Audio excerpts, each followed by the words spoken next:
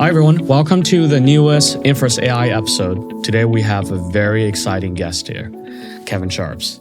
Kevin, thanks for taking the time to meet with us. Well, thanks, Nelson. It's great to be here. Would you mind taking a couple minutes and just let everyone know your background for those of you who don't know you yet? Sure. I am a recently retired management consultant by career. I spent about 35 years in the management consulting industry, working with one of the largest firms in the world for the last 25 years of my experience. And then prior to that, I was a co-founder in a startup consulting firm for the first 10 years of my career. I served within that global consulting business. I ran a number of their business units and had a special focus in the life and retirement space, running that business on a global basis for the last part of my career there. I was also I logged a lot of air miles because most of the financial services clients are in New York. And I live here in San Francisco, but it was also fortuitous as InsurTech kind of took off. Our relationship with Plug and Play fell to me and a couple of other partners here on the West Coast. So it allowed me to not just start my career in the startup space, but be involved in that, helping my large clients try to understand how to engage with Silicon Valley, how to take advantage of that. And now that I've stepped out of large consulting, the next 5 to 10 years of my career are right back in the startup space, working with really exciting people like yourself and others. Yeah, you and I share this crazy monthly round trip from Silicon Valley to the East Coast. Yes. Round and round and round. Yes, it was great. My daughter lives in New York, so it was great to see her on the regular, but not climbing on an airplane every week is a nice respite. Yeah. So you've basically worked with almost everybody in the top 30 or 50 insurers list over that very long, impressive career. And the hottest topic right now, not just because obviously what Infras AI is doing, but just in general, AI is on everyone's minds. Mm-hmm. And almost every C-suite executive I talk to, they're asking questions like, what does that mean with how we engage with other companies? What does that mean in terms of how we think about growth strategy, cost structure, competitive dynamics? And sometimes, what does that mean about the questions we should be asking? Are we going to just answer the same questions differently, or are we just going to ask entirely different questions about our business? So I know that's a very, very packed question to start, but So there's a lot to unpack there because I think those are all important. And if you're a senior executive in one of the large firms, you're not only thinking about how do I bring the outside in and be receptive to some of these new innovations around AI, but also how do I prepare to answer to the board when they ask, what is it? Can we trust it? How are we going to use it? How is it going to change our business? Will it go after the cost structure? Will it go after something else?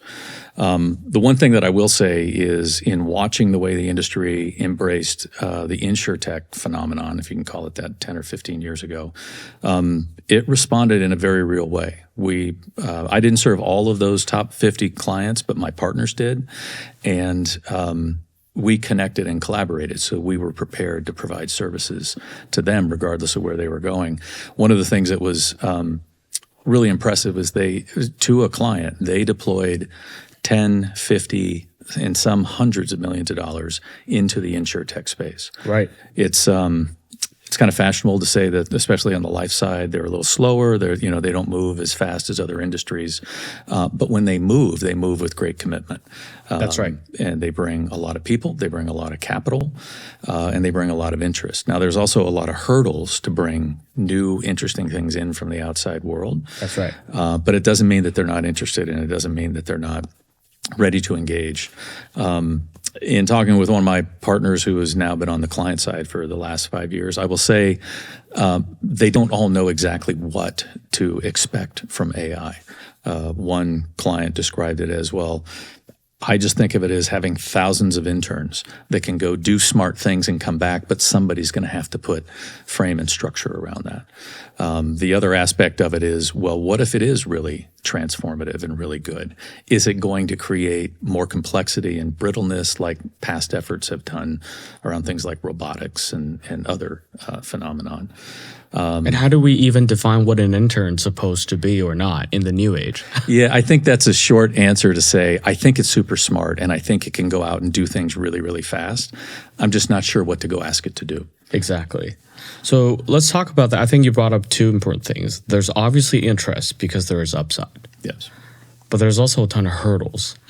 Hurdles that prevent people and companies from changing as quickly as they would like. Let's talk about the upside. What's the upside you think that's driving a ton of interest, and what type of dynamics does that change?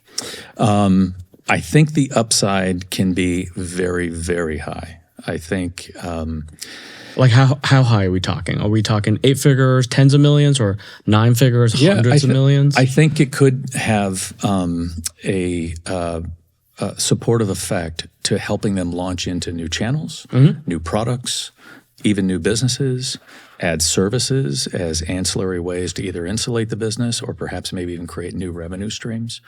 You can go back to almost any of the large carriers and you can point to when they entered something like pet insurance or when they did an acquisition of a competitor. Right, new line of business, new distribution channel. And all of those things take almost a decade to mature or a decade to work through the coming together of all of that infrastructure. I think from what I've seen and the applicability of the tool set, I think all of a sudden your ambition to grow in the market or create new partnerships or test new services and products starts to get a lot more real and a lot more realistic, knowing that I think you can point the same AI tools not just at how do we serve somebody, how do we create a new workflow, but also point it at all the things that create complexity and slow you down and cause caution in these big businesses. So I think that I don't want to get out over my skis, but I do think the thing that I'm enthused about is for those executive teams that have ambition, they have imagination, I think there is a tool set, if they can be supportive and really encourage their people to take AI tools beyond the individual point solution and start looking on just a longer basis, maybe larger, more ambitious workflows, more ambitious service models. Would it be fair to say that it may fundamentally change how work gets done in general and not just in 100%. A point solution? 100%. Overall of how humans think about how work gets done or even what is the work to get done.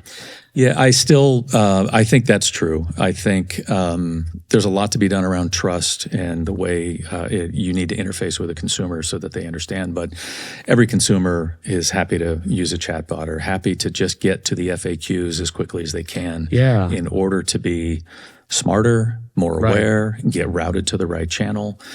So our ability to do that, AI, I think, is just a superset of tools that allow you to take the consumers down this journey on a much more complete basis, and at the same time point it at your own operation so that you can actually simplify or create some sort of a middle layer that allows you to live with some of that complexity, but not have to hire superhuman people who can somehow navigate 5 systems in order to answer a question. Let the system do that, serve it back up to people who then can interact and be empathetic and be interested and be the brand. And more likely, if we're not able to find those superhumans who live in very limited quantities, we're going to need large number of humans to do that instead. Yeah.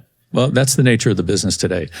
Insurance companies are always striving to improve. And the downside to that is that every improvement in these large, complicated businesses actually creates more complication. So if I improve my area, there's probably a pretty good guarantee that I've created new complexity for somebody downstream and perhaps maybe new requirements upstream. So an area of that I hear execs talk about all the time is services or ops in general.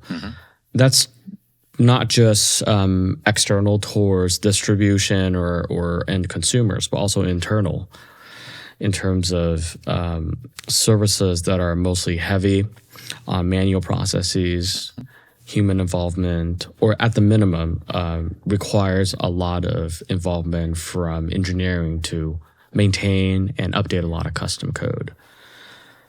How do you see services change in terms of how execs think about that?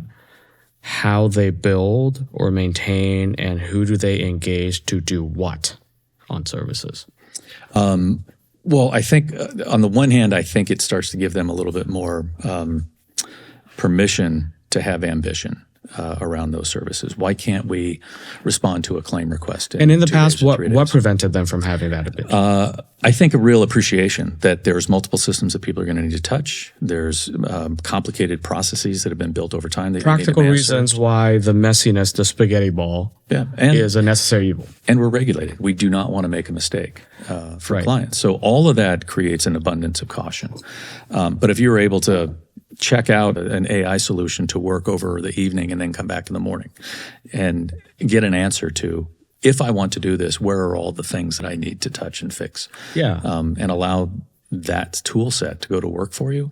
It allows you to no longer be confined and constrained by, do I have the right people? Do we have the processes in place? Am I sure I'm not going to run any red lights from a regulatory standpoint? Allow the system to be kind of self-organizing and deliver you information to allow you to say, yes, I'd like to go transform that piece of the process. And you bring up such a good point in that companies are regulated. And what we see that it's not just regulated by one government, it's regulated by 50 different states. And the stuff that they have to spend money on, I see often are things that are not differentiators. Filling out tens of thousands of forms from 50 different states and just having people repetitively map that. No. And I don't think that brings value to distributors. I don't think that brings value to consumers. No, and it's contributed to their cost creep. That's right. In that it's very hard to recruit somebody in and say, come to my ABC insurance company, build a career, but start in this very manual place doing stuff that's map not everything rewarding. for these 35 states. And so they've been smart and they've outsourced a lot of that. And that's probably exactly what they should do. And what will companies start to think differently, if at all, about outsourcing? Like, what did they use to outsource for, and what will they think about in terms of outsource contracting or consulting in the future? Will that dynamic change? I hope so. I got a really simple framework to think about it. I think they were smart and they got work off of their floor and put it to a trusted partner who has a different economics and a different business model, where people are happy to have that kind of repetitive, low-value work and allow your people to go do more higher-value things. That's right. Outsourcing is great. But it's a one-time event. And then you still have that cost structure. And as a matter of fact, in order to make things better and improve, you often see that just go through a cost of living increase. I think the opportunity for AI is to point it at exactly that work and say, is that work really necessary?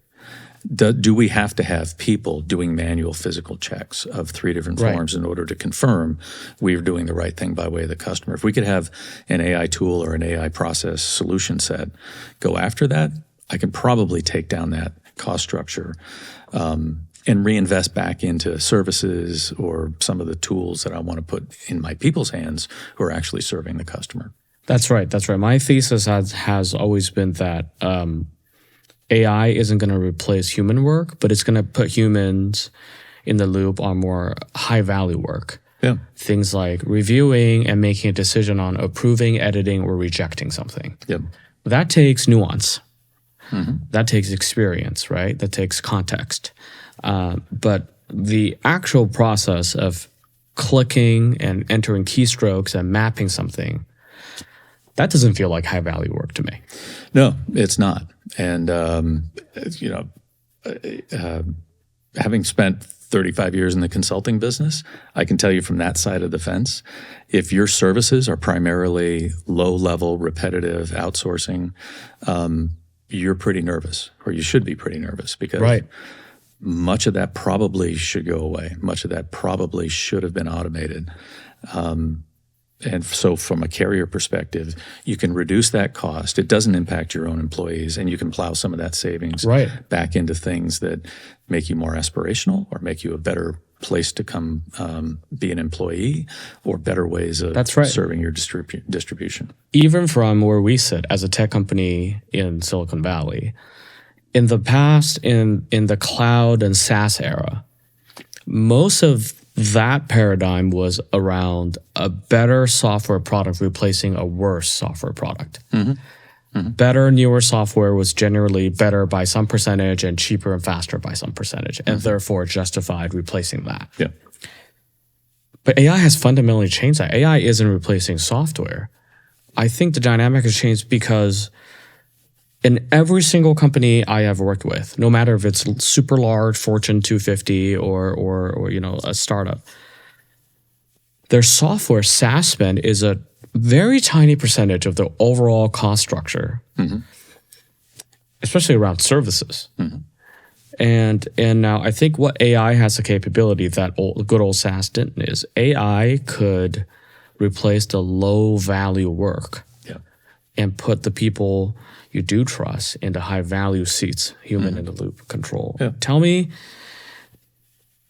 a little bit about what your thoughts are around AI going after services as opposed to replacing software, or perhaps would better software let AI have better rails to run on? Yeah, software is a big topic, and it's whether it's front end or middleware or kind of ERP systems in the And back. theoretically, you could call AI itself as a software as well. It's its own software for sure. I think the opportunity is to do what we've been trying to do with technology for the 35 years I was a consultant, like find a way to free up people from routine work and allow them to do the thing that they can do best, which is be empathetic, be creative, be innovative, be on the side of the customer, be an expert and explain how your products work so that distribution partners see you in the right positive light, help bring your promise to market. And I don't know any clients on the carrier side who like their service operation. It's intensive. It requires superhuman efforts. It's probably not cheap. It's not cheap. They can afford it. It's not, and they do want to treat people well, but it's a high turnover, high complexity, high burnout part of their business. That is not the way they want to, bring employees in and give them a career. They would much rather have the things that have created complexity. As I said before, they were done out of innovation or ideas of improving. That's right. But in a large, complicated system, improving this makes that more complicated. If we can stick technology on simplifying, and especially radically simplifying, which I think the AI and engineering tools allow you to do, it allows you to go back and rethink. And hopefully they're prepared with, so what would we do with all this extra capacity? What if we could, take that capacity down and then redeploy it into things that differentiate us in the market or things that make us more valuable to our distribution partners.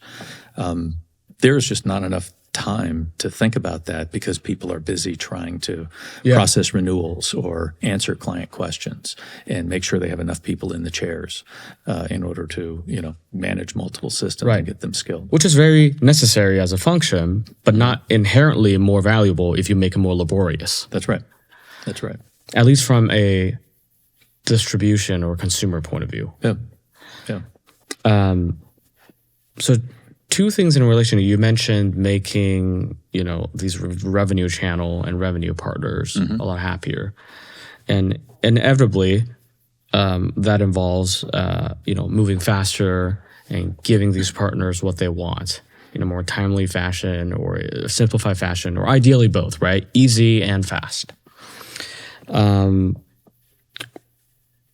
What do you think about this age-old dynamic where if a big partner of an insurance company were to come in and say, hey, Kevin, I'd like to work with you, but my unique way.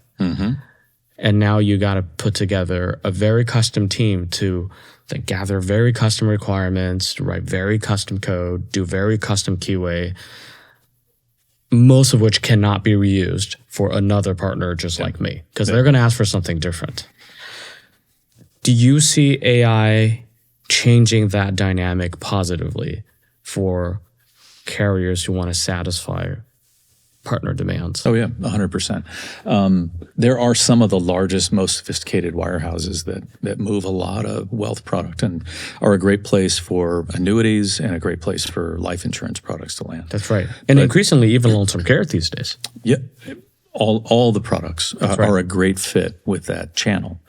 But not everybody's got the infrastructure or the patience or candidly the capital to be able to make all of those enhancements and all of those changes in order to accommodate the way they want to do business.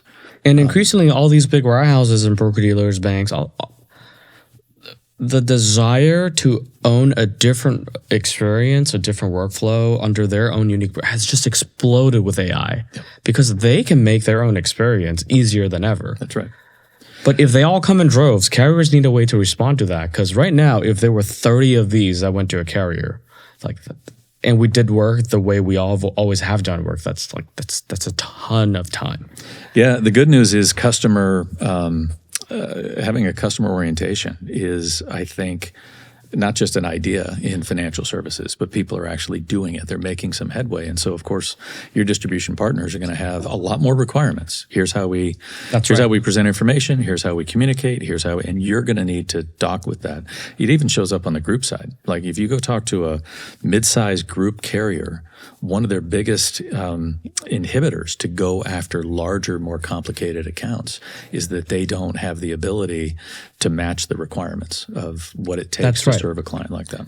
And requirements generally come in very, very manual, repetitive, and tedious work formats, right? Like PDF forms, Excel spreadsheets, sketch designs of workflows, and everything in between. Yeah. And they come with penalties. If you're not able to comply, then you're out of the channel. Right. That is a market that's not only rate sensitive, it's speed sensitive. Right? Rate sensitive, speed, and quality. All of it matters if you want to go into some of these more sophisticated places where there's high client involvement, high trust, high potential for your brand. Yeah. So having the ability now. I haven't met any clients who didn't have some distribution partner where they said, we moved they gave us all these requirements. We didn't think we could do it. We figured it out. We deployed the people, we deployed the capital, and we're very proud of ourselves. Like there are those success stories everywhere, but it shouldn't have to be a hero exercise. You shouldn't have to move heaven and earth. And it shouldn't be a one-off. You should have an infrastructure that allows you to take a look at those trading partners and say, yeah, we're 75% of the way there, just walking in the door. That's right. Where I see all the current ball of complexity stack up, it's not by intention. It's because a carrier was in fact growing in a healthy rate, so they acquired more distribution channels or they were doing well and partners wanted to work with them, but they inevitably all said, here's my set of requirements because this is how I want to work with you. And here's how I want my experience to be. Yeah. And then carriers inevitably said, well, if I want to grow, I better say yes to those things. And then they all stacked up. I think the insurance industry, maybe contrary to some people's belief, has a bias to say yes. They know that their products provide a good for society. It's involved in financial security for people. And people are underinsured, at least from a life insurance and retirement standpoint. They want their products in people's hands. They want to go to work for people. That's right. So they want to find a way to say yes. It's the type of market and risk that they want. There's no inherent reason other than cost or speed impediments that insurance company wouldn't want that business. Right. So they're kind of grooved to say yes, and then the long term is you end up with a lot of residual infrastructure, and then you manage that big spaghetti ball that everybody talks about. Right. So we talk about the yeses. Now let's talk about the nos. AI adoption has not been even in the market. Some have jumped head in and tried to slash their cost structure and put it back into product or pricing and gain market share. And some have done pretty much nothing.